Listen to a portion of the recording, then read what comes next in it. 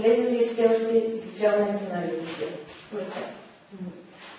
То си е актуално и полезно и към днешна дата изучаването на религия.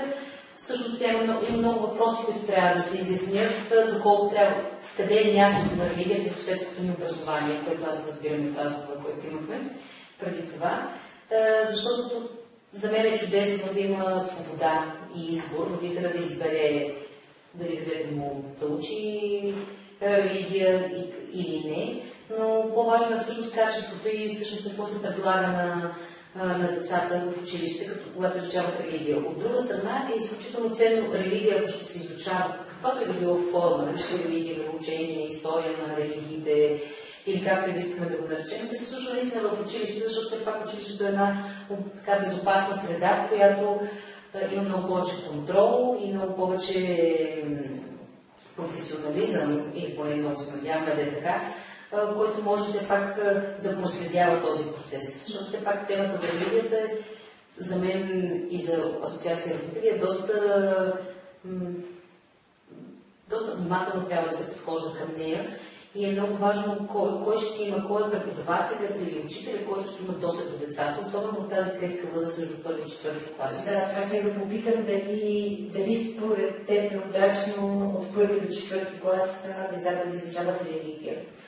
Те, ако ще изучават религия, разбира се, че е подходящо във всеки един момент да го изучават, когато и родителите, ако говорим, че това е свободно избираем предмет, естествено, че е подходящо и семейството би избрало и насочило детето си към това. Първи, четвърти клас, в крайна сметка, една от най-чудесните възрасти, в които децата наистина слагат основи и започват да учат много повече за себе си, за света. И това е един от каналите, през които може да се мине и да се заложат още ценности, в крайна сметка, в детето.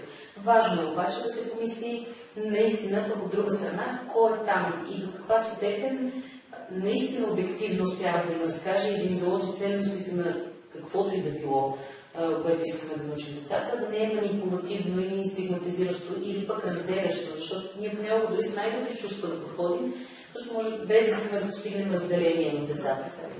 Добре, каква е според теб и според опита на Асоциация родители, какви са нагласите на родителите? Т.е. те биха ли се съгласили децата им да учат религия или са по-склонни да е темата просто да е заложена в някои предметите, както сега, т.е. да не е конкретно да се изучава в училище?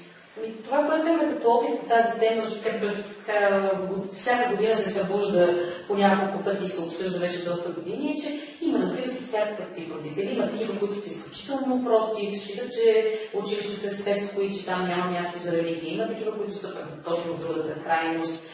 Но в крайна сметка за момента това, ако е добре структуриран предмет, който си одобрен, който си има и стандарти, и изисквания, по които да се случва, може да има наистина един свободен избор. Това, което ние по-скоро вярваме, е, че е по-добре, каквото и да учат децата, то да бъде достатъчно междупредметно свързано, но това става въпрос за огромна промяна наистина в цялостното образование, което имаме и което е тема, която вълнува всички организации, които работят в нея. Добре, да те питам, смяташ ли, че тази промяна в последните години с емигрантите, с различните култури, които се сблъскват, дали има място в училище и дали може в училище да се възпитат деца, които да са по-толерантни и да познават различията.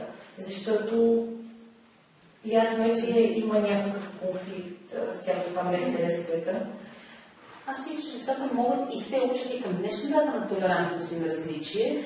Не го наричаме религия, може би по този начин, но има безкрайно много програми, предмети, часове, наистина в крайна сметка има всички задължителни предмети. Има много възможности учителя да подхване тема за толерантност и различие. Не вярвам към сегашния момент, че точно религията като предмет ще допринесе за повече разбиране и приемане на бежанците. Това е нещо, което ние като възрастни трябва да си изговорим и като отношение, за да позволим на децата да приемат тези хора. Иначе, естествено, ще имат място и е по-добре да имат място в училище и има чудесен вече европейски опит в това как веднага бежанците биват привлечени и интегрирани в общността, а не това, което ние се опитваме да правим в регионална страна. Добре. По твое мнение, ти за или против си задължителното изучаване на религия в училище, ако решим, че това трябва да е, да кажем, християнството в България, да стане задължителен? Тук по-скоро първо ще говоря да не е християнството, по принцип към днешна дата не мисля, че сме готови като общество и като образователна система това да бъде задължителен предмет. От една страна, както вече споменах, от гледна точка кой би го водил и къде намираме тези хора, които са достатъчно добре подготвени, не само в уменията си по религия, каквото е богословието, да кажем, хората, които го изучават, но и хора, които са педагози, хора, които знаят как да работят с деца, хора, които знаят правата и как да защитят правата на децата. Това са изключително важни теми, по които, за съжаление, дори с учителите все още работим много активно, за да се стигне до някакъв момент на всеобщо разбиране.